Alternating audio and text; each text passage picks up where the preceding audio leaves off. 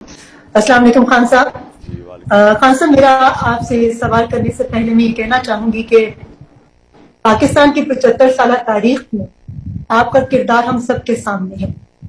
ایک کرکٹر کی حیثیت سے آپ نے آغاز کیا اور آپ نے بہت زیادہ کامیابی حاصل کی. اس کے بعد ایک پولیٹیشین کی حیثیت سے بھی آپ جب اس فیلڈ کے اندر آئے تو بھی آپ کا کردار ہمارے سامنے ہے. جو ہمیں سب سے زیادہ عام بات نظر آئی کہ آپ کے قول و فعل میں کوئی تضاد نہیں ہے. آپ نے شہرت اور پیسے کو بہت چھوٹی عمر میں دیکھا تو اس کا کوئی لالچ آپ کے اندر نہیں تھا. آج جس مقام پر آپ کھڑے ہیں, میں آپ سے یہ سوال کرنا چاہوں گی کہ آپ دریا کے الٹے رخ اکیلے چل رہے ہیں. اتنی بڑی بڑی بیرونی طاقتوں دیوار کی طرح کھڑے ہو گئے. گزشتہ 40-45 سالوں سے سب کانٹیننٹ کے اندر جن ممالک کو ہم ایڈز دیتے تھے, آج ہم ان سے ایڈز لیتے ہیں.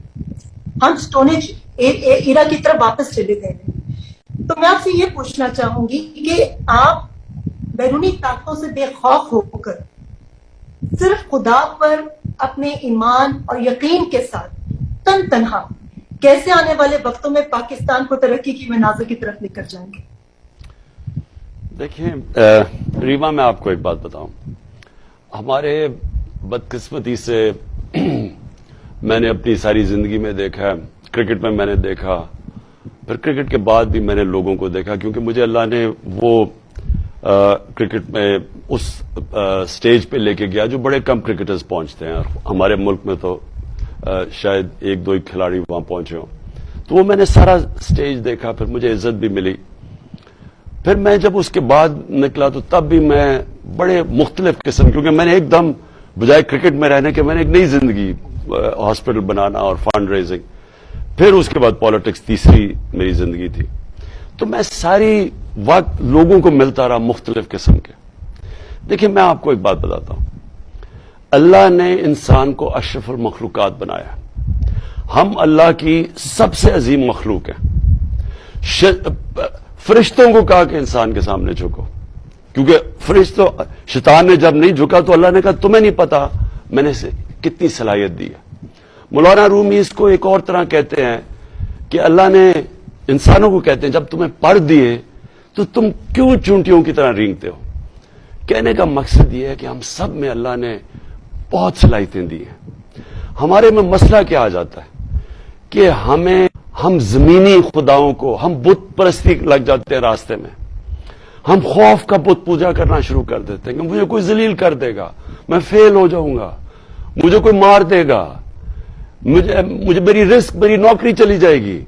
یہ سارے جو یہ خوف کا بت ہے یہ انسان کو روک دیتا ہے اپنی مقام پہ پہنچنے کے, اپنی خوف کے پیچھے. تو ہمارے نبی صلی اللہ علیہ وسلم جو ایک ہمیں اللہ کا حکم ہے کہ ان کی زندگی سے سیکھو, تو وہ بھی تو ایک, ہم نے ان کی زندگی سے کیا سیکھا. وہ انسان جو صادق اور امین تھا 40 سال, وہ صرف 10 سال, جب 40 سال کے بعد ان کو نبوت ملی, 10 سال صرف 40 لوگ مسلمان ہوئے تھے. ہر قسم کی مشکل ان کو اٹھانی پڑی. تو اللہ نے ہمیں ان کی زندگی سے کیا سکھایا کہ انسان کے ہاتھ میں صرف انہوں نے نیت اور کوشش دی. اللہ کا جب فیصلہ ہوتا تو جب 13 سال کے بعد وہ مدینہ کی ریاست سنبھالی تو دیکھتے دیکھتے انہوں نے دنیا کی تاریخ ہی بدل ڈالی. یعنی کسی انسان نے وہ نہیں کیا جو انہوں نے اس 10 سال میں کر کے, یعنی دنیا میں وہ انقلاب آیا جس کی کوئی مثال ہی نہیں ہے. تو ہمیں جب وہ اللہ کہتا ہے ان کی راستے پہ چلو, تو ان کا راستہ مشکل راستہ ہے, لیکن جن لوگوں کے پاس یہ قوت ہوتی ہے اپنے خوف کو قابو پانے کے اور اللہ میں ایمان رکھ کے اور لا الہ الا اللہ میں ماننے کی, کوئی نہیں ہے خدا اللہ کے سوا, وہی لوگ بڑے کام کرتے ہیں.